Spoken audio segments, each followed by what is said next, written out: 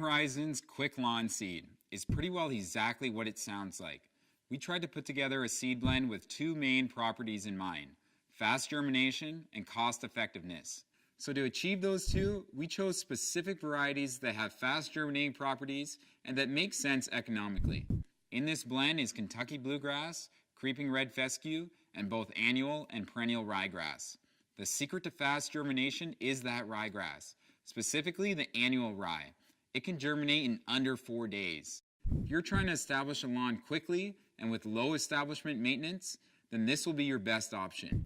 Or maybe you have an area that needs erosion control and the utility is more important than the aesthetics of the grass, then this is a better option than some of our more premium blends. So let's look at the pros and cons.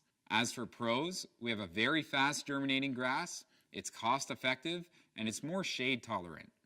As for cons, it's not as hardy as our premium blend, and the faster growing varieties may give you a less manicured look. Alright, well I hope this helps you in picking the right grass seed for your application. If you would like to learn more about grass seed in general, take a look at our short Grass Seed 101 video.